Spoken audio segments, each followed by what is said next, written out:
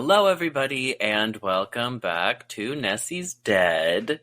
As always, we are your hosts, Spencer and Helen. Hello. Hello. As usual, you have no idea what I'm going to cover. You gave me one hint and it was dial-up. Yeah. And modern. What am I supposed to do with that?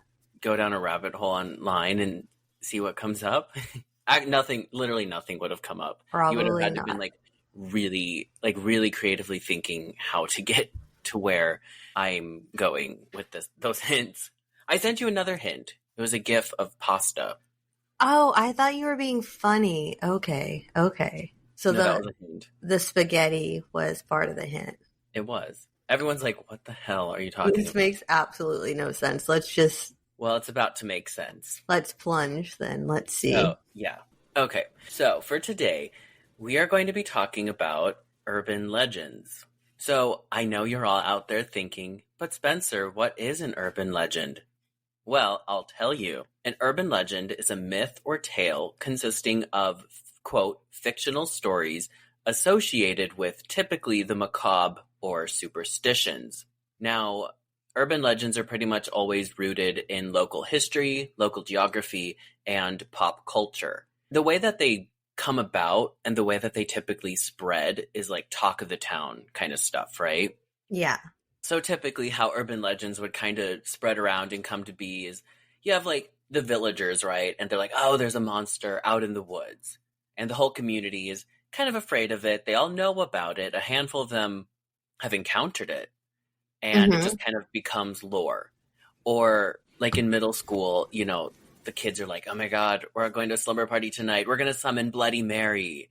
And it kind of becomes like the talk of the classroom, right? There was always that one kid that was like, oh, I saw Bloody Mary. It happened. And now as adults, you're like, I wonder what they're doing now in life. Are they still lying like that? Are they still summoning Bloody Mary? Are they still going around telling wild tales? Probably. Well, Bloody Mary is just one of many wild tales that have become urban legends. She's kind of the like queen of the urban legend world, really. She is. Some other examples would be the 27 Club. I believe in the 27 Club. Oh, I do too. Okay. 1,000%. Okay. There's also our dear friend Sasquatch. He's considered urban legend. Any kind of known haunting, like haunting in Connecticut, Enfield poltergeist, those are considered urban legends. I don't like the clump of everything because I'm like... No, I didn't think these kinds of things were considered urban legends at first. Yeah. But in my research, this is what comes up. But these are not what we're going to be talking about today. Okay. So, like I was saying, these urban legends would kind of spread through like talk of the town kind of stuff. However, our culture and our society has shifted like drastically over the past few decades, specifically since the 90s with the digital age, right? I think I know where you're going. I think, now you get it. Is it creepypasta? It is creepypasta. Oh. Okay. We will be covering internet urban legends. Oh, I love this. I do know a handful of them. Yeah, I thought you would enjoy this. I was like, this is Helen's kind of realm of spooky stuff. It is. Now, I'm not very familiar with internet urban legends. Most of them I had never, ever heard of.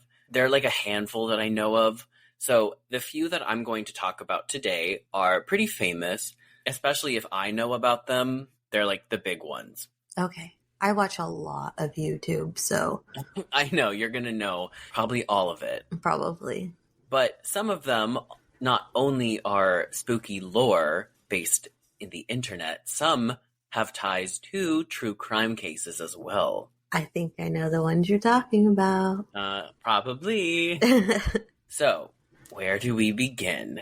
We are going to begin on the first floor, actually. First, we're going to talk about a very famous internet urban legend that has gained a lot of traction and has gone on to even become a feature film, and that is the elevator game. So the elevator game, also known as the elevator ritual, is a paranormal game in the likes of Bloody Mary or using a Ouija board.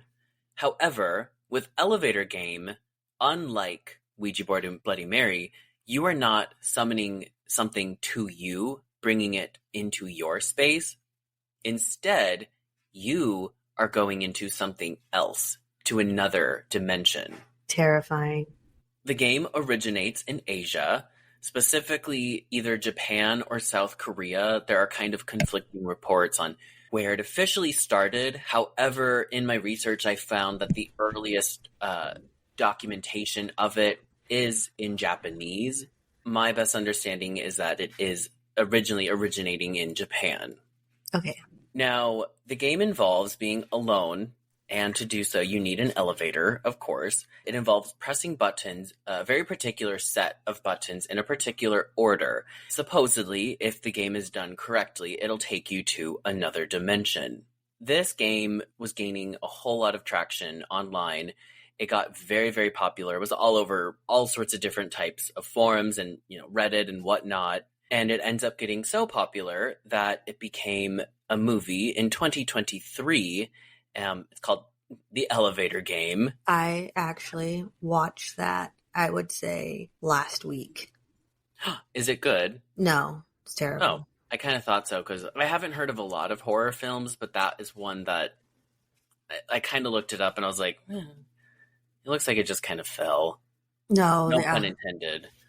No pun. The acting in it's just annoying. The characters are annoying. I didn't even finish past, I think I got 15 minutes into it and I was like, nope. Oh, so it's got to be bad if you turn it off. You know the kind of crap I watch. Yeah. Yeah. But for anyone who hasn't seen the movie, it centers around a teen who links the disappearance of his sister to a supernatural game. Now, the game was circulating a lot online in South Korea in the early 2010s. It was really popular on a site called Daeum, and I don't know if I said that correct, but it is a Korean website. But before that, it was first mentioned November of 2008 on a Japanese website. And the way that it was actually posted, I think it's so funny. The way it translates into English is how to go to another world using an elevator. It's so literal, like 100% just what it is. Yeah. Now, I'm not saying I believe in the elevator game, and I'm not saying that it is real. However, I do believe that anything and everything is possible. So it could be real, theoretically. And something that is really mentioned all over forums, all over any kind of website that's mentioning elevator game, people are like, do not play. If you play, you have to make sure you follow the rules exactly. 1, if you don't follow them exactly, it will not work. 2, if you are able to get the elevator game to work, but you do not follow the rules, you either do not come back or you will be killed. So, just a quick disclaimer, we are not recommending anyone plays the elevator game. This is for fun and educational purposes only. Do you want to play the elevator game with me? There are some other internet urban legends that I would play with. This is not one of them, honestly. Oh, wow. Would you do the elevator game? Yeah. Oh. If I was guaranteed that it would work and I would come back fine, sure. I would do it. Why not? If you want to know how, here's how. Okay. These are the official rules that you need to play by according to the first mention ever of this game. So, of course, you need an elevator, and you need the elevator to be in a building with 10 floors.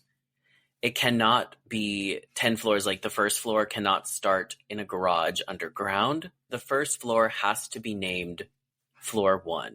It cannot be L for lobby. It cannot be G for general, if G ever means that. It has to be the first floor. Very specific building to find. Yes. You have to do it alone. There are people online who mention they did it with people, but predominantly everything says you must do it alone. So it is recommended to play this game at night when a building is going to be less occupied by people, of course, because you don't want a bunch of people coming onto the elevator ruining it for you. Mm-hmm. So the buttons that you must press must be pressed in the following order: 4th, 2nd, 6th, 2nd, 10th, 5th, 1st. So what happens, you press each button, it'll take you to that floor. And the doors will open, the doors will close, and then you'll go to the next floor. Once you reach the 5th floor, somebody may or may not enter. Now, at any other point in the game, if someone else enters, you have to cancel immediately. Something could possibly go wrong, or the game will fail and just not work at all. The only time that someone is allowed to enter is on the 5th floor, and it would be this mysterious, unknown woman. However, you cannot look at her. You cannot speak to her. You cannot acknowledge her in any way. This is very stressed on all of the forums by all the people who have played this game. Everyone is like, do not talk to her. Do not acknowledge her at all. Just continue with the game. Just a little warning for everyone. So after the 5th floor, you will press the 1st floor. However, if the game is done correctly, you will not go down to the 1st floor, but instead the elevator will start to rise up to the 10th floor. If it starts rising up to the 10th floor, that means you did it correctly. So once the elevator doors open on the 10th floor and you're now in another dimension, it is suggested that the way you will know is it is completely empty, almost like a liminal space. Nobody else is there. These are the official rules and descriptions for the elevator game. However, like I mentioned, this game started gaining a lot of popularity on forums all over the internet. At first, predominantly in South Korea. In 2011, people started posting their own experiences with the elevator game, talking about what to do, what not to do, and what they found in the other dimension. So everyone says that your electronics will not work once you get to the 10th floor. So if you have your phone with you, it will just die. You cannot take pictures or video, and people say that is why there is no documentation of this other dimension, because no electronics work.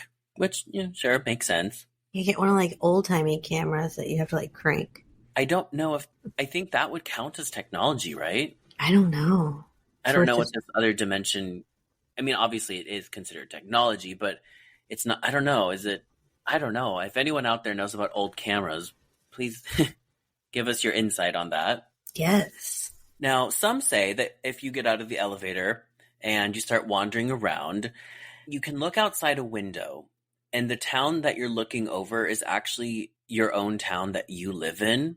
It will be completely dark, so you're not really able to make anything out. There are no lights available. The only thing is that in the distance, there's a red glowing cross. Ew. Yeah, I know, to me, that's very unsettling. Yes. Some reports suggest to end the game immediately if anyone else joins you at any point in the elevator, other than the mysterious woman on the 5th floor. People also suggest how important it is to make note of where you are and to really be able to trace your steps the entire time. If you get off the elevator, make sure you get on the same elevator you came up in. You know how like sometimes there could be multiple elevators next to each other? Yeah. You have to use the exact same one or it will not work. What Maybe happens? You might die. I don't know. Oh. Just don't find out. But you can't take your phone, so you can't you can take your phone. It just will not work.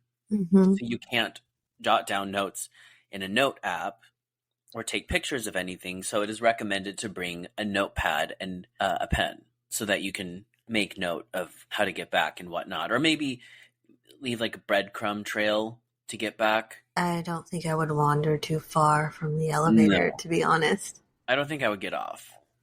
I would. I'd poke my head out, look around. I would do that. I don't know, because I think it would be terrifying to poke your head around the corner and see what's there. I mean, supposedly nothing. It's just the 10th floor, but the red cross you see in the distance and no one's there. Like, I guess, I don't know, maybe you can open rooms.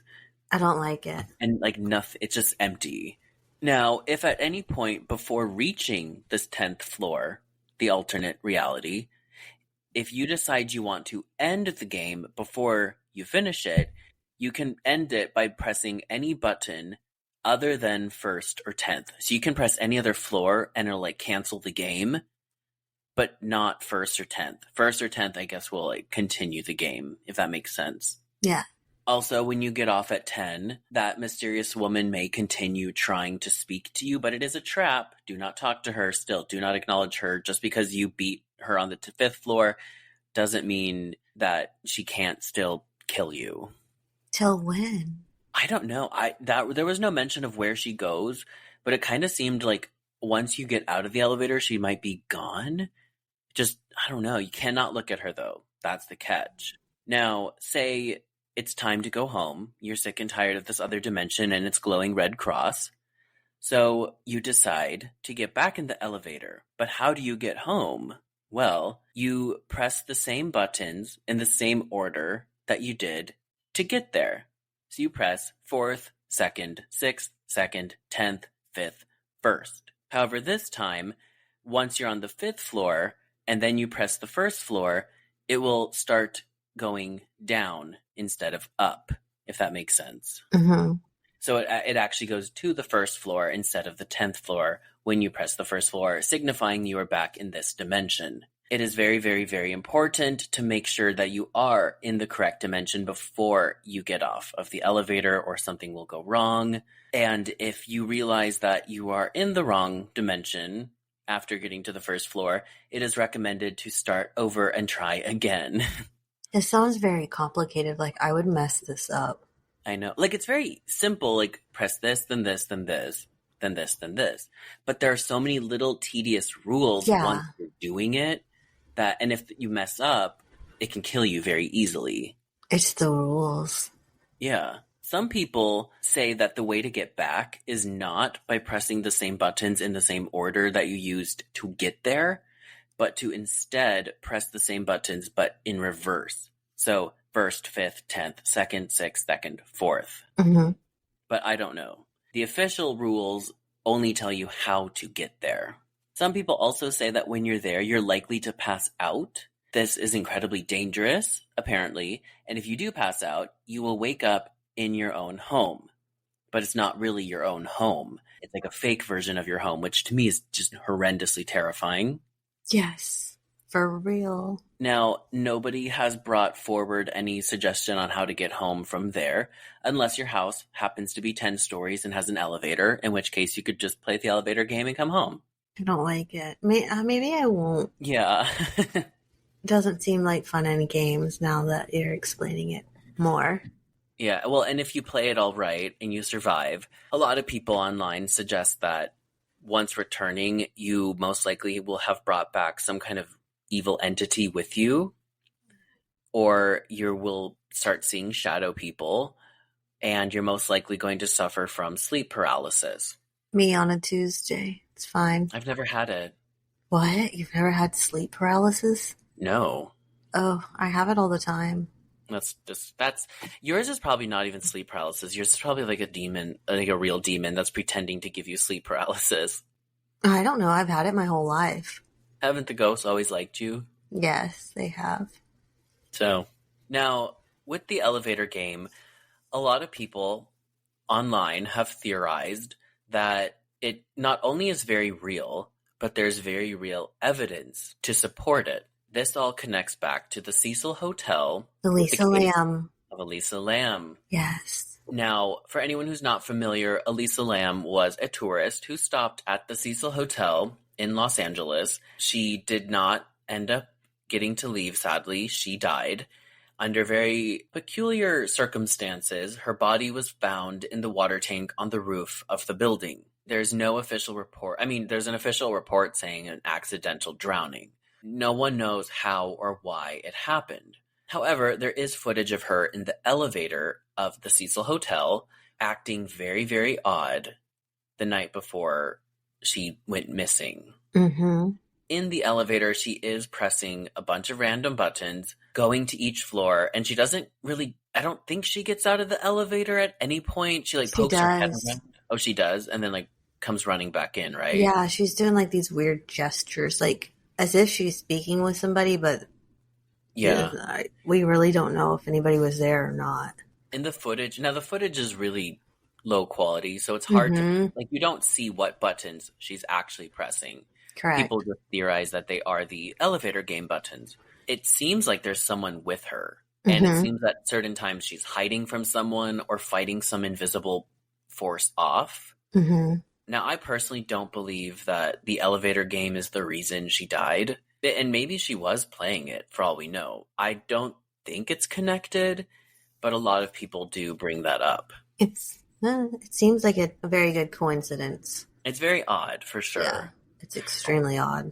And that case actually inspired a lot of people to look into the elevator game and kind of regained its traction online. That makes sense. So that's the first internet urban legend I have for us. Do you believe in the elevator game? I don't know about that one. I'd have to see how many people. Are there like a lot of for it? Like, oh my god, yeah, it's huge, but it's hard to tell who. I don't know. It's so hard on the internet, and so many people can post whatever they want. Yeah, and that's why some of these urban legends have come to be. I'd say I would have to try it for myself, but I don't want to now. Yeah, just assume it works and leave it alone. Yeah. Then if I'm too scared to try it, then I must believe it. Oh, perhaps, yeah. Yeah. Okay, well, let's see if you believe in this next internet urban legend. Okay. So the next one we have is a creature. Believe it. Now, I'm not going to tell you the name quite yet. I'm going to first give you what is considered to be the most famous report of it. That kind of is, it's what everyone comes back to online. Okay. This story centers around a woman and her family. She has a husband and a young daughter. In, I believe, 2000, this woman and her family had just made it home from a Labor Day weekend trip. After putting their young daughter to bed, the parents made their way to bed as well. In the middle of the night, the woman wakes up because she feels her bed move, and she thought that it was her husband getting up out of bed. You know how you can feel if someone gets on or off the bed, it moves a little bit? Yeah. So she pulls the covers back towards her a little bit more, kind of, doing the blanket hog thing, because she thought her husband was no longer in the bed. He then pulls them back over to his side a little, and she was like, "Oh, I'm sorry, I thought you got up." And he's like, "No, I didn't get up." And then they both have this really strange feeling. She then looks over, and her eye, it's dark, her eyes are still kind of adjusting, and sitting on the edge of her bed, she sees a creature. At first, she believed it was a hairless, strange-looking dog, then realized that it was this humanoid, pale, skinless creature staring back at her. And it had creepy, disjointed movements, and she made sure to note that it did not move like a person would move. So that's always a great thing to wake up to in the middle of the night. Yeah.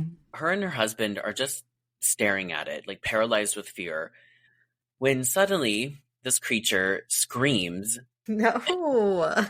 Jumps down off the bed, and on all fours runs out of the room down the hall towards their daughter's room. Of course, the parents jump up out of bed, run after it down the hall, trying to beat it to their daughter's room so that they can protect her. But they were too late. They get to the room, and they see their young daughter dying, covered in blood, with this humanoid, pale creature kind of crouched over her. They grab their daughter and put her in the car and rush her to the hospital. But on the way to the hospital, the car suddenly spins out of control, causing it to then plunge off of a bridge into a nearby body of water. I've never heard of that. So the husband and the young daughter died in that car wreck, but the woman survived. Now, she then goes online trying to find out anything she can about this creature, right? Yeah. But one more thing to note in the story. Before her daughter died in the car crash and before they rushed her out of the room, her daughter, while dying, was able to muster up the words, "the rake," while motioning over to that creature. The rake. I am familiar with the rake. Just not that story. That's like the story. That's like the rake story. Really? That's so interesting you don't know it. No, I know the rake from YouTube videos where people like capture it on their like hunting cameras and there's some decent videos that have gained some decent amount of traction online, claiming to have recorded him. I guess him. Oh, I believe it. Okay. So the rake is a somewhat humanoid monster creature. It is described as being very pale with very smooth, hairless skin and a bunch of really big, scary, sharp teeth. When on two legs, it's about 6 feet tall. However, it is typically seen walking on all fours with a hunched back, which I don't like. I don't like that. No, I don't like that. It is also described as not moving like a person. It has these kind of creepy, disjointed moves. It is also suggested in some reports that the eyes are completely blacked out. Others report its eyes are glowing. I always see where the eyes are glowing, I believe. There was a Like really good solid one. white. Yeah, there's a really good one where this guy keeps I'm sure. waking up in the middle of the night and something's on his roof. Mm.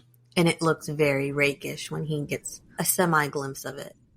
That was Okay. pretty believable because it's just a Send guy that with to me. this phone and he's trying to like see what's up there. And you don't ever get a full like rake view. You get Yeah. like the eyes coming over the top of the roof. I don't know. I believe that one. Okay. Send And- that video to me. Oh, I'll have to go down a rabbit hole and find it again. And maybe that could just be a skinwalker and we call it the rake. I was thinking it feels very like almost like this is a skinwalker Yeah. that takes on the form of a person, because normally they're depicted as taking on the forms of animals. Mm-hmm. So maybe this one got like really good at it and is now a person. And A we fake call it the rake. Yeah.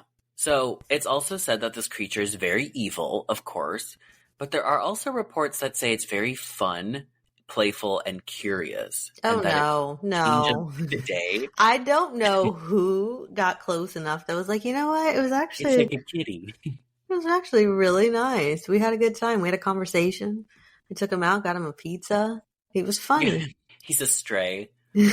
Just bring him in your house. Yeah, if anyone encounters the rake, don't bring him in. Don't invite him in for coffee. No. Mm-mm.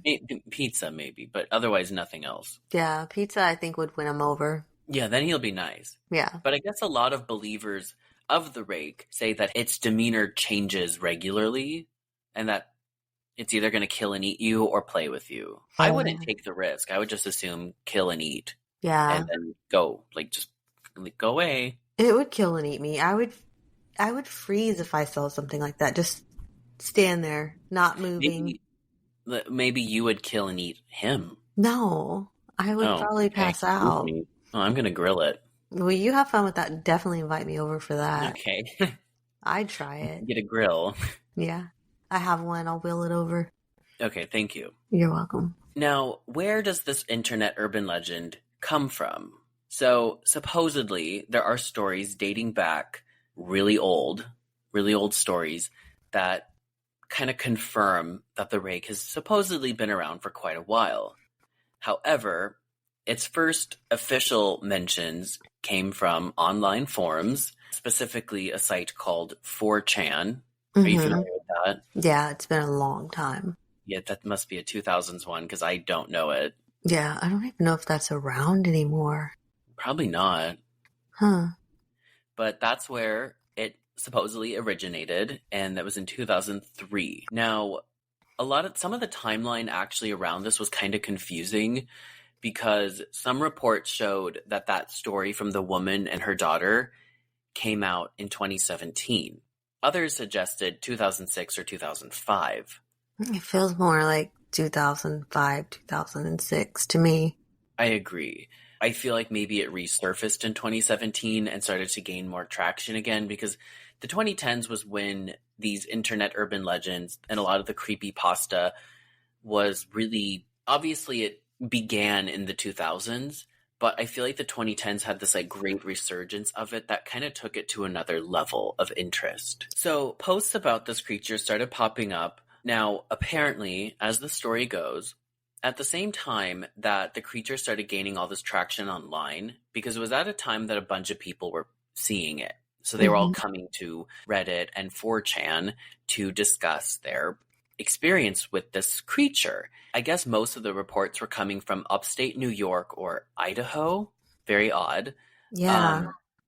And very random, but mostly those two states. At that time that everyone's talking about it, there was this supposed blackout of all media relating to the rake. So anybody who was posting a picture they took of it, any kind of footage, any kind of documentation of the rake was being taken down. Wow. Which is always very odd. Now, I don't know if that is true, but that's what everyone claims happened. I guess all the people who were in that early rake craze. The rake craze of 2006. Yeah. Now, in somewhere between 2005 and 2006, people started collaborating about they were coming together trying to understand what it is. And someone was like, I saw this creature at the end of my bed, and I saw this creature in my kitchen, and I saw this creature in the woods. And all of a sudden, they're all like, wait, this is very similar to my encounter. This one's very similar to mine. So people started really coming together and were like, okay, all of this must be the rake. And it had this really big resurgence in 2006. Apparently, while they were doing this deep dive into it, they stumbled across some, quote, artifacts relating to it. Some of these artifacts date back over 100 to 400 years ago. Really? Yeah, apparently. Like real? Or... Sure. Okay. So there was a supposed suicide note, a Spanish journal entry, and a mariner's log. And I'm going to read to you each. Okay. So the suicide note was dated 1964, is believed to be detailing a haunting relating to the rake, which is inspiring this man to commit suicide. Oh, wow. Mm-hmm. Now it reads, quote, "It is not the fault of anyone other than him. For once I awoke and felt his presence, and once I awoke and saw his form. Once again I awoke and heard his voice and looked into his eyes. I cannot sleep without fear of what I might next awake to experience. I cannot ever wake. Goodbye." End quote. Now, apparently that suicide note was found in a box, like a wooden box, and along with it was another letter that was addressed to two different people, and it said that the creature had mentioned their names and he's now praying for them. Yeah, but how do we know he's talking about the rake and not any... It could be a stalker. Yeah. But people are convinced that it was rake-oriented. That's a little bit of a stretch. I thought so as well. Yeah. Now, this next one is a journal entry that was originally in Spanish, translated to English, and it is documented to be from 1880. Quote, "I have experienced the greatest terror. I have experienced the greatest terror. I have experienced the greatest terror. I see his eyes when I close mine. They are hollow, black. They saw me and pierced me, his wet hand. I will not sleep. His voice." End quote. The rest of it was unreadable. Again, I just feel like that could be anything. Yeah. Yeah. So many the things. Next one is a little more specific, and this is the mariner's log from 1691. Okay. Quote, "He came to me in my sleep. From the foot of my bed, I felt a sensation. He took everything. We must return to England. We shall not return here again at the request of the rake." End quote. Well, that one kind of goes right along with the story and the... Of the rake. Yeah. Okay, that one's more believable in association to the rake. The other two the other one could even so many other different things. I know. I don't know. But you believe in the rake? I do. Okay. I will say I didn't really believe. I don't necessarily believe. But I think it's more like a skinwalker. I agree. I think it would be a skinwalker. Mm-hmm. But what's interesting, because it's classified as a cryptid. I don't think it's a cryptid. I think it would be more like spirit or more paranormal, like a skinwalker. Mm-hmm. But while I was doing the research and while I was writing up the information about the rake, I kept feeling like I was being watched. And I felt very on edge the entire time, which also happened when I did the research for the Cecil Hotel. And when I did the research for, I think, the Black Dahlia. Yeah, you told me about that. So, ew, I hope the rake doesn't come and get you. I know. I was like, oh, great. Have fun with that. I'll give him a pile of leaves to deal with. Make sure you take a good video for me so I can upload it on YouTube. Document it, yeah. Yes. That way everybody will be like, fake. Yeah, photoshopped that'll help the show. with your video that everyone in the Yeah. comments. So, the next one I have is my favorite internet urban legend. Out of all the ones I chose, and pretty much out of, in my opinion, all of the internet urban legends out there, this one seems the most mundane and least likely to be paranormal. However, it seems to have the most in agreement that this is a real paranormal phenomenon. Oh, okay. What do you have? Staircases in the woods. I love those. I am I love fascinated. it. I feel like that's real. Okay. I mean, God, I mean, there's real stairs. No, I mean, out of what we've talked about, those to me seem more real than the other things that I believe in. And when I say Okay, something's see? like, I believe it and it's real, there's also levels Yeah, like of stairs, like steps. believability. Yes, like the stairs. But that one's really interesting. And I think there's even some Native American lore about that as well. So I'll Really? let you go. But Oh, yeah. I didn't find any of that. So if you know it, I share that. I don't know it off the top of my head. Yeah. I want to say some of it came about with Mount Shasta. Mm. I can't quote it though for sure because the amount of wild, unnormal stuff that I watch and consume in a day as a human being. Is unnatural. Yeah, Yeah. So, what are the staircases in the woods? It's literally quite exactly that. It's staircases in the woods, specifically isolated staircases. So, it's like you're on a hike, you're out in nature, you're out in the woods, and you come across a single staircase. There's no foundation to a building. There is no sign of any other building that it would be a part of. It was as if someone like cut and pasted it into the woods. Yeah. Now, these isolated staircases can be made out of any kind of material, and it can be any kind of staircase. It can be kind of old and dilapidated. It can be very new and fresh. It can be a spiral staircase. It can be really tall. It can be short. Like, it could be literally just 2 steps. Sometimes it has people report seeing doorways at the bottom or at the top of them. That's extra creepy to me. Mm-hmm. But they always seem like they're really randomly just kind of misplaced and just dropped right in the middle of the woods. It became this like internet sensation in the 2010s and made its way into internet lore very quickly. Many people have rushed to the internet, specifically on threads and forums, to discuss their theories and their own spooky experiences relating to the isolated staircases.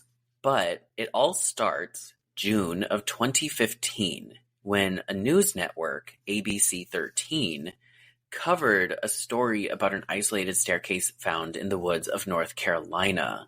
There was a woman and she was out and about and she noticed this random isolated staircase just sitting in the woods. And she felt that it was really, really weird and that something was off. So she reported it. It ends up making the local news, and I watched a clip of it. The news reporters are like, oh, this is really weird. And has anyone else come across staircases in the woods? What I find very interesting to note is that the news reporters found it odd, and the woman who stumbled upon it found it so odd that she felt the need to report it. Did they show the staircase? No. No, but they did interview a local park ranger. She said that the staircase was simply from an old trail that's no longer there anymore and that there's nothing to fear, which I thought is so weird that she mentioned there's no need to be afraid of them. Now, maybe she mentioned that only because the woman who reported it was a little uncomfortable about seeing the stairs. But then I'm like, this park ranger might know something about them. Yeah. Which apparently plenty of park rangers actually do. It officially all kicks off. That was the first mention, officially, I guess, of the staircases in the woods. But on August 25th, 2015, it kicks off and like becomes this whole phenomenon online because a supposed search and rescue officer takes to Reddit under the name Search and Rescue Woods to talk about his experiences coming across staircases in the woods. I've heard some park ranger stories on YouTube about the staircases in the woods as well. It's scary. It is It's scary. fun. So in this post that he makes on Reddit, he at first explains who he is and what he does, and he does these search and rescue operations in the wilderness. And he goes on to talk about a handful of cases he's worked on that he found really odd, where people, mostly children, went missing seemingly out of nowhere with no trace. And if they're found, it's under really strange circumstances and they have really odd stories, or they find, like their clothes left behind or something. It all ties into the missing 411 theory. Yeah. So he's talking about his experience working on these cases, some of which I was familiar with from Missing 411, actually. But so I'm not gonna read you all of what he talked about with the missing person cases, but it all led up to him talking about the staircase in the woods. And it goes like this. Quote, "Now, I don't know if this is true in every SAR unit, but in mine, it's sort of an unspoken regular thing we run into. You can try asking questions about it with other SAR officers, but even if they know what you're talking about, they probably won't say anything about it. We've been told not to talk about it by our superiors, and at this point, we've all gotten so used to it that it doesn't even seem weird anymore. On just about every case where we're really far into the wilderness, I'm talking 30 or 40 miles, at some point, we'll find a staircase in the middle of the woods. It's almost like if you took the stairs in your house, cut them out, and put them in the forest. I asked about it the first time I saw some, and the other officer just told me not to worry about it, that it was normal. Everyone I asked said the same thing. I wanted to go check them out, but I was told very empathetically I should never go near any of them. I just sort of ignore them now when I run into them because it happens so frequently." End quote. See, how can you not believe in the staircases? I don't know. See? So this, of course, blows up on Reddit with tons and tons and tons of people responding right away with either their own stories, their own theories, just a bunch of morbid curiosity around it. So this guy, he ends up posting more the next day. Some of it, I think, featured some stories. And I did go through, like, you can still pull up this original Reddit thread and everything. And it's a lot. Like, he goes deep into it. And it's interesting because he has a lot of specific detail, like as if he really is a search and rescue officer.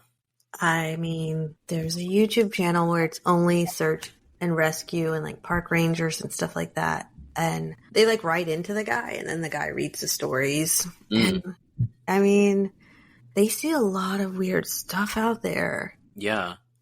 Like lots. I mean, I think park rangers are not in like they're out to get us, but I think they know plenty of things because there's a lot of weird stuff that happens in our national parks, which I feel like we talk about on like every episode. We need to talk about Missing 411, but it's so difficult though. But we talked about that. We both addressed Missing 411 in multiple episodes, so. But I have a few specific stories I want to get into around the staircases. So one user came forward with a post claiming to have stumbled on some staircases in the woods. He was out hiking, he stumbles on them, and decides to climb up them because he wanted to get a better view of where he was or something. So this guy climbs the stairs. While he's on them, he looks around and he notices, I believe down on the ground, I was kind of confused about where exactly he sees this thing, but he notices a humanoid figure watching him with big round eyes. And this, of course, freaked him out immediately, so he ran down the stairs and fled. And that's all we knew of him. I don't think anything else ever came of that. Oh. But our next little story is of a man who claimed to work for the CDC. And he was part of an investigation regarding animal mutilations in the Roswell area in the 1940s, right after the supposed alien spaceship crashed. Or the weather balloon. The weather balloon. So many weather balloons out there. Ugh, it's just crazy. You and I need t-shirts that say, like, I saw a weather balloon or something. Right? Or it says, I want to believe, and it's like the X-Files poster, but it's a picture of a weather balloon. That would be great. Nessie's merch.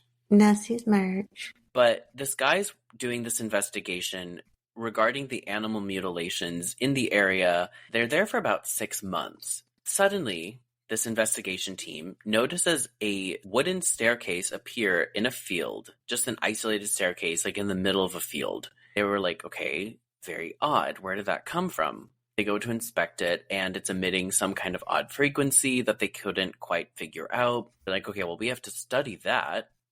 Mm-hmm. Now, As you should. yeah. And remember, this is all around, this was right after the Roswell crash occurred. Yeah.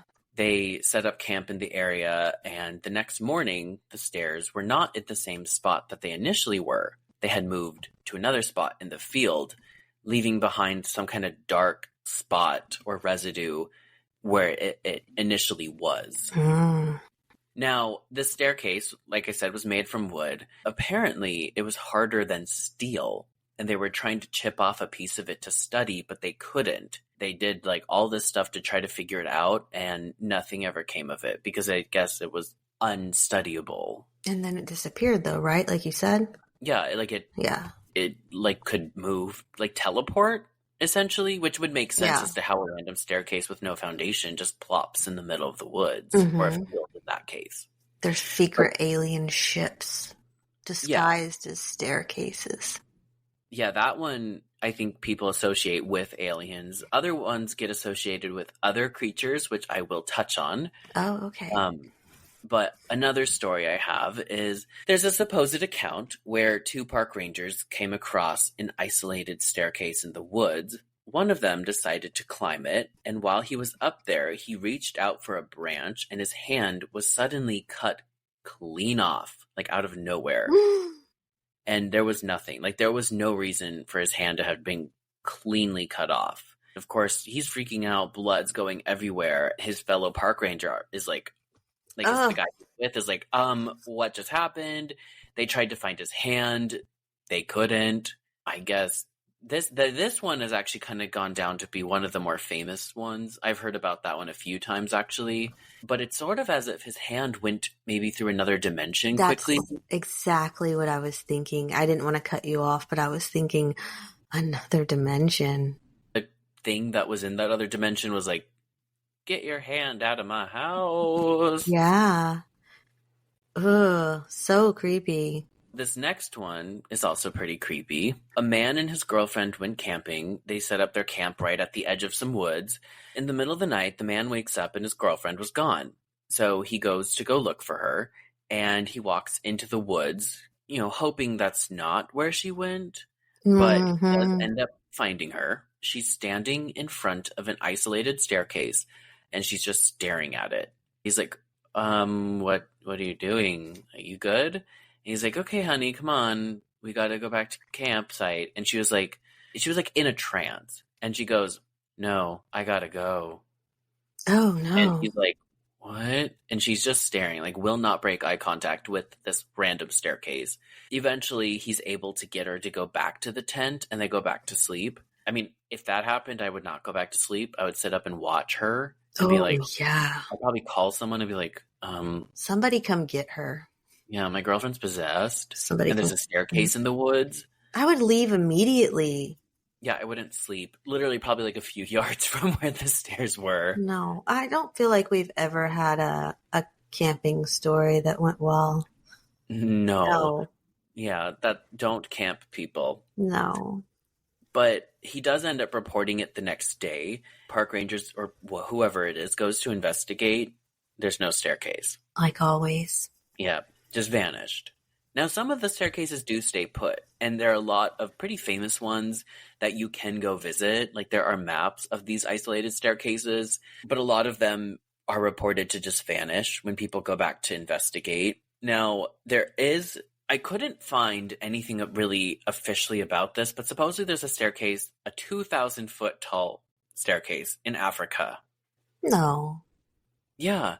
And I kept finding reports of it and where it is, but when I looking it up, I couldn't find it. And I was like, I don't know if it's a real staircase or if this is lore. Is there no picture? No, I thought of Googling 2,000-foot isolated staircase in Africa on the mountain it's supposedly on would pull it up, and it didn't. There would be a picture, I would think. Yeah, so I'm wondering if it's perhaps just lore. Yeah. That one But sounds very lore-ish. some theories with it, not with that one, just these staircases in general. Mm-hmm. So a lot of people theorize that this staircase phenomenon is actually a portal to another dimension. That's what I believe. But it's like, who's setting them up? Is it? A lot of people say it's the fairies and that they're actually traps. Oh, the fae.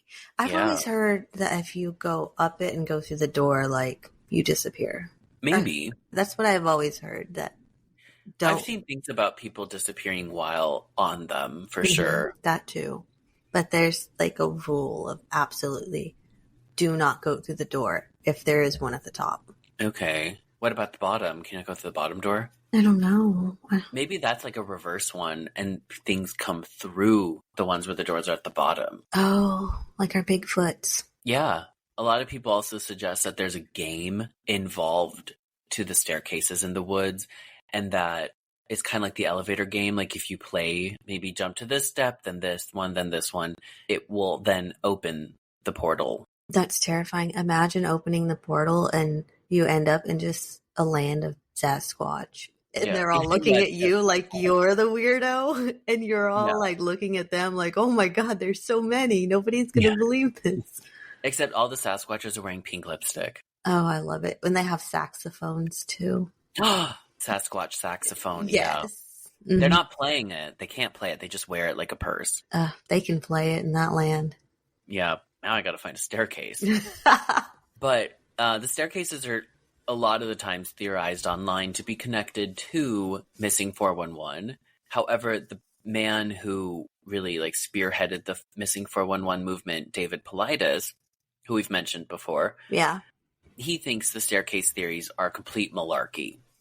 So, and there are also a lot of people who claim that they're like, it's not just a portal to another dimension, but it seems like you're in your own dimension and you'll be gone for like 10 minutes, but you come back and years have passed. Yeah, there was one guy who, a search and rescue person who supposedly went up some stairs, came back down them. He came back to the ranger station or something and found out he had been fired 5 years ago for not returning. That's wild. Yeah. So you're convinced of the staircases? I do believe in the staircases more than the other ones.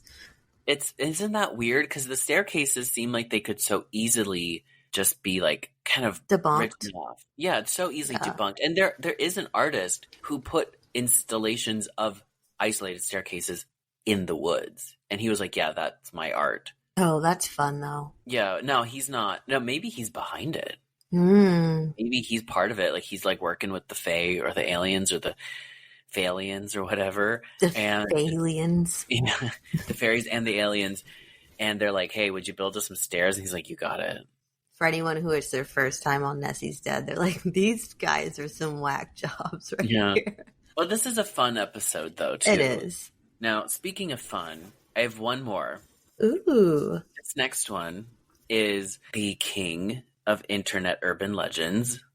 Any guesses? Is it Slender Man? It is Slender Man. This one I don't believe. No, I don't think many people do believe in Slender Man. No.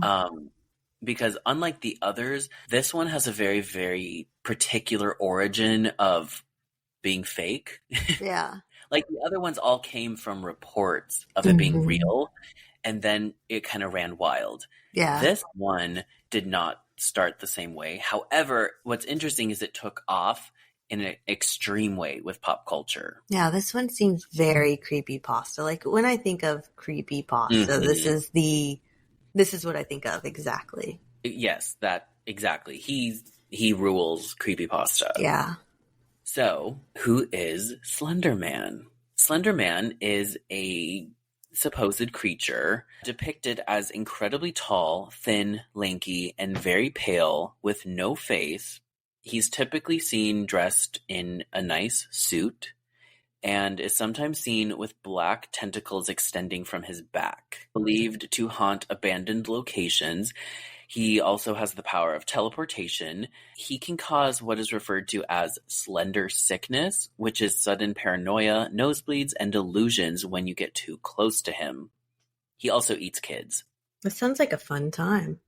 Yeah, and what else is very interesting is everyone kind of interprets him a little bit differently, which a lot of people believe is why he was able to take off in such a way, because it wasn't just super specific to one fear. He could kind of almost manifest in all these different ways, and people kept adding things to it, but it always stayed pale in the suit, very tall, and no face. Yeah. Now, where did he come from?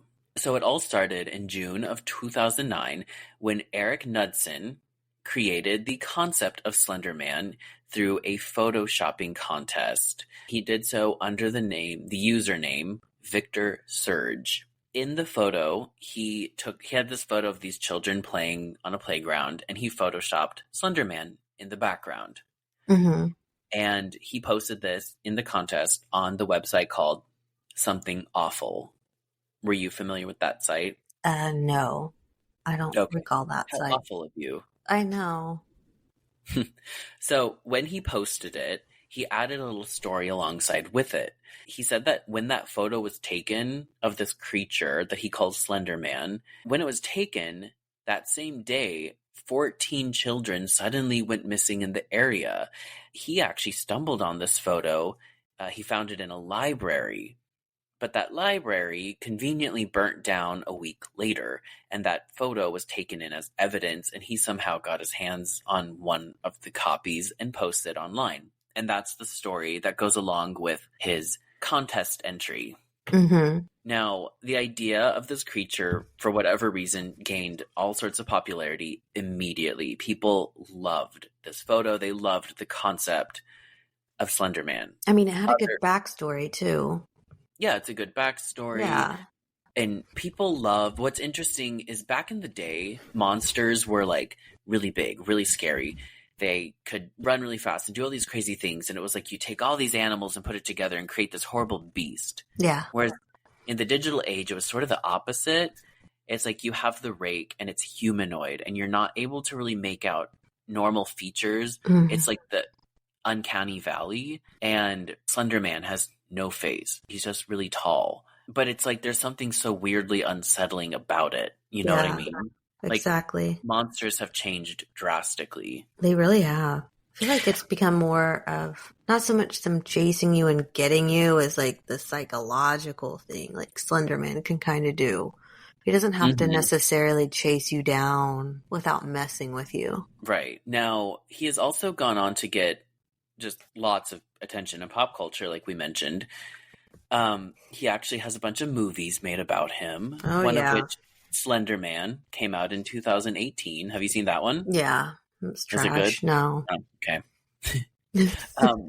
Before that, some guys they like stumbled on Slender Man and they're like, oh, this is cool. They made a little movie about it called Marble Hornets. I haven't. No, I have not heard of this. Okay. So they filmed it on a camcorder. It's kind of in the style. It's like Blair Witch. It's like the found footage style. Mm-hmm. And they posted it on YouTube. And I think it's still available. I didn't watch it. I think it's still available to watch.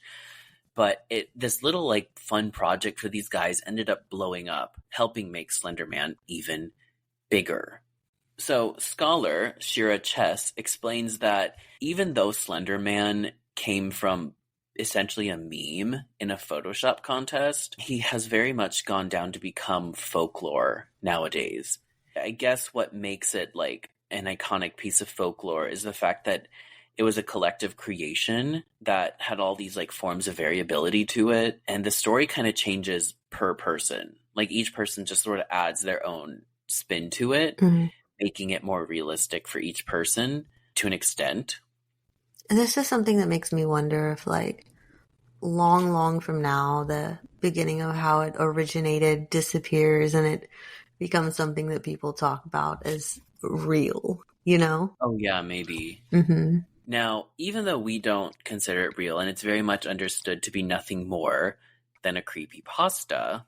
Unlike these other ones, it was very real for two girls in Wisconsin in 2014. Oh, yeah. Now, this is going to transition us into a little bit of a true crime mode, and I'm going to quickly cover the Slender Man stabbing of 2014. There's a lot to get into with that case, so I'm not going to do that because that would require its whole own episode, but I am going to give you guys the general information on it while still being able to cover it. So the Slender Man stabbing focuses on three girls who were supposedly best friends. We have first Peyton Leutner and Morgan Geyser.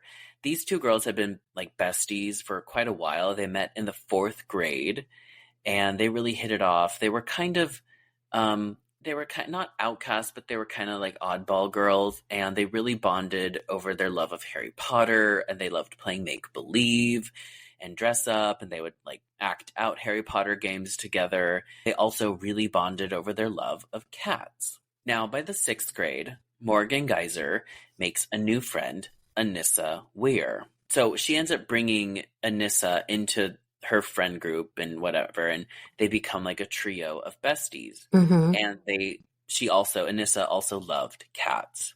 Anissa and Morgan became obsessed with Slender Man suddenly. I guess Anissa showed Morgan Slender Man. Peyton was not a big fan. She did not like the scary stuff. She was like, okay, that's not for me. This really caused Peyton to kind of step back a little bit from her relationship to Morgan, even though they had been best friends for a few years. Kids are weird like that. Yeah. But that really brought Anissa and Morgan closer together, and they kind of bonded over their love of Slender Man. And they kind of used it to pick on Peyton a little bit. They would send her scary, creepypasta things about Slender Man, and they'd be like, oh, Slender Man's coming to get you. And she didn't like it. But, you know, they're like, what, 12 years old at this point, and it's kind of, you know, I guess kind of what they're doing. They stayed friends. Like, the three of them remained like a bestie trio. So Anissa, the new friend, Anissa was kind of like, she had like big sister energy. She was very protective of specifically Morgan, because Morgan was kind of picked on because she was kind of a weird girl. She actually would get in trouble for throwing bugs at her classmates in school. Sounds like they were both weird. Yeah, but yes. Yeah. But Morgan also got in trouble for bringing a hammer to school one day that led to her getting suspended. And she was also constantly drawing Slender Man with creepy, kind of morbid sayings around the drawings, which now in hindsight, it's like, okay, something obviously was going on. But I think at the time, her parents just kind of thought she was maybe just odd. Just like obsessed with it. Yeah. Oh, also she was having hallucinations at the time. Oh, she's got some mental issues then. Yes, she did. Oh. Now, Morgan's 12th birthday rolls around by May of 2014. The plan was for Morgan, Anissa, and Peyton to all have a sleepover at Morgan's house on May 30th. It starts off with a fun evening at the roller rink that ends at Morgan's house. And Peyton notes that it was very odd because suddenly Morgan was ready to go to bed relatively early during her own birthday slumber party. But she didn't think too much of it, and the girls went to bed. The next morning, May 31st, rolls around. Anissa and Morgan get up first. They go downstairs for donuts, and Peyton gets up a little bit later and joins them. They then decide, around midday, to head down to the local park and hang out. While they're at the park, the girls go into a bathroom. Like, there was like a building with bathrooms. And Morgan suddenly grabs and holds Peyton in place while Anissa grabs her head and hits it against the wall of the bathroom. This obviously hurt Peyton, and it kind of scared her, but it also really confused her, and it led to a little bit of an argument to break out between the girls. Things kind of simmered down, and I guess Peyton was trying to play it off like she was fine and kind of play along with the joke. You know, like, you're 12 years old and yeah, you know, you're like, oh, my friend's picking on me, but you don't take it seriously and because you're 12, you know? Yeah. Now, Peyton then, like, things kind of simmer down, but I guess Morgan was really worried, and Peyton steps outside of the bathroom, and Morgan starts like panicking and pacing. Anissa then comes up to Morgan and starts petting her like a cat, telling her to calm down, which is very odd. Yeah. So once things got a little more kind of normal between the girls, Anissa and Morgan suggest a game of hide and seek in the woods. And they're like, hey, Peyton, you go hide. Anissa tells Peyton to go hide in the woods under a pile of leaves. And she does exactly that. The girls then start quickly counting, and Peyton notes that she could hear the girls talking about something after they counted, but she couldn't make out what they were saying. But it was not long before the girls found Peyton. Peyton opens her eyes to see Morgan standing over her with a steak knife, and she says, quote, "Don't be afraid, I'm only a little kitty cat." She then proceeds to stab Peyton 19 times in the arms, chest, legs, and like all over her body. Yeah. So while the stabbing went down, Anissa was standing over watching, and she told Morgan, "Kitty, now go ballistic." So Anissa and Morgan then tell Peyton, as she lays there bleeding out, that she needs to just lay where she is, don't get up, we're gonna go get help, we'll be right back. Peyton obviously knew that that was not true. So when the girls walked off to get the supposed help, Peyton was able to muster up the strength to crawl through the woods and come across a nearby cyclist who called help immediately. Anissa and Morgan were found sitting in the grass. They were immediately arrested and brought in for questioning. While they're being questioned, Morgan explained that they wanted to find and join Slender Man, and to do so, they needed to make a human sacrifice, and this would keep them safe from Slender Man harming them. After the stabbing, the girls were going to walk to where they believed they'd find his mansion in the woods, and he would just welcome them in. Morgan believed she was going to become like a kitty character, and that's why she said "I'm just a little kitty cat," and why Anissa said, "Go now, kitty, go ballistic." It's so bizarre. I mean, even for 12 years old. Yeah. And remember, they all bonded over their love of cats, and now Morgan wants to be a homicidal cat person. Now, right before they found and stabbed Peyton, remember Peyton noted that she could hear them talking.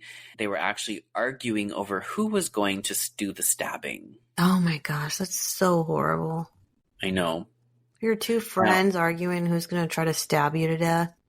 I know, after they hit your head against a wall. It's heartbreaking. Now, the girls had been planning this for 6 whole months. And they initially planned to do it that night before during the sleepover while Peyton was asleep, but Morgan was genuinely too tired, so decided to wait till the next day. So their next idea was to hit her head on the wall in the bathroom of the park so that she would go unconscious, because the girls saw online that it's easiest to kill someone when they're unconscious or asleep. Well, yeah. So then, while she's in for questioning, Morgan asked the police about Peyton's body, and she was like, "Well, where's her body now?" And the police were like, "Oh, she survived. She's in the hospital." To which Anissa says, "Oh, does that mean we're off the hook and we can just go back to school then?" Oh my God. So they had no grasp of reality. Like they did not understand really what they did or what was happening. Anissa, she was charged with attempted second-degree intentional homicide, and Morgan, she was the one who did the full-on stabbing, so she was charged with attempted first-degree homicide. Initially, Morgan had no remorse at all. At one point, a psychologist asked her if she felt bad about trying to kill her best friend, and Morgan said, quote, "I thought about it, but then I decided that remorse would get me nowhere." Oh, man, what a creep. Yeah, and the girls were actually tried as adults because they were over the age of 10, and because their crime was so, brutal, it showed that they were willing, this was super premeditated. 6 whole months. Yeah, and with no remorse, doesn't... Yeah.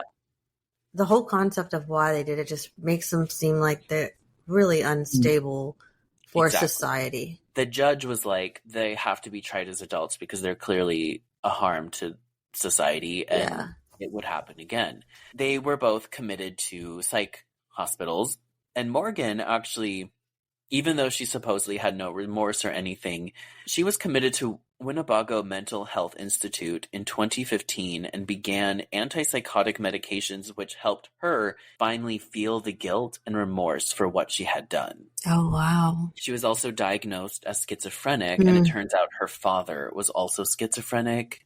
This was used to kind of lighten her sentencing. Did she get out and she's on medicine or something? Or? Yeah, she got out. As of this year, literally as of 3 weeks ago. Yeah, I thought I had heard something about that.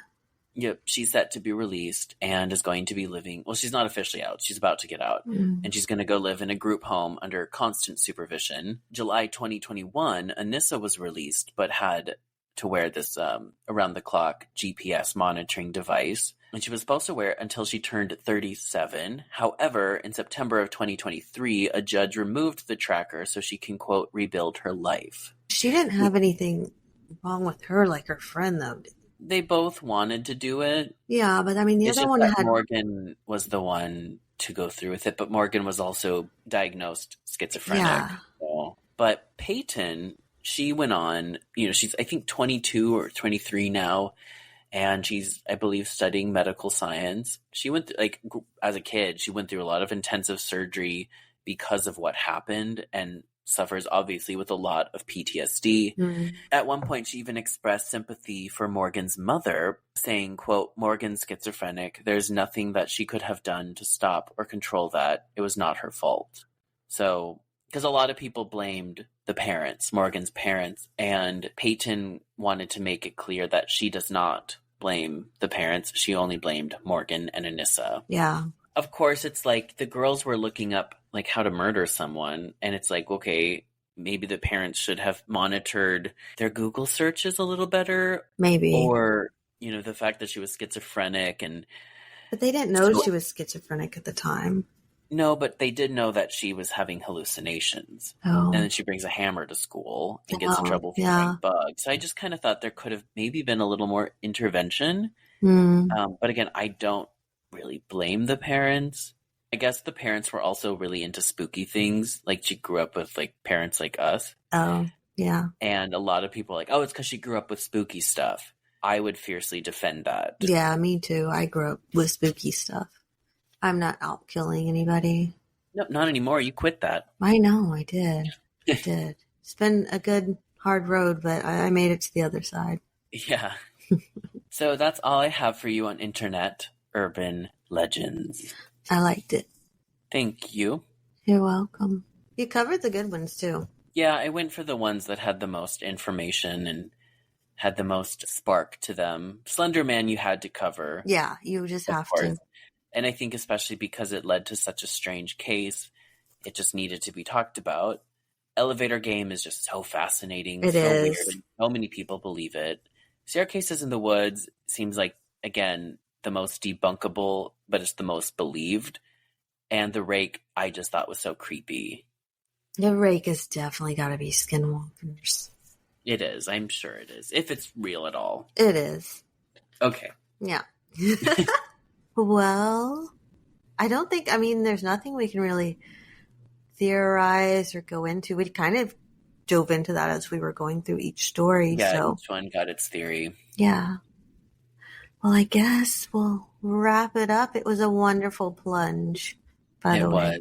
Yes. Thank you for joining us, everyone. Yes, definitely. Make sure if you've listened to the whole podcast to definitely subscribe. That helps us out a lot. We put out a new episode every Wednesday. Sometimes it drops, usually Tuesday night, so you can catch it then. But definitely give us a comment, give us a like, and follow us wherever you are consuming your podcast. And tell us what Internet Urban Legend you're most afraid of. Yes, love it. Maybe we could even cover a whole episode on it. Yeah. Well, with that we'll say good night. And pleasant nightmares. Goodbye. Bye.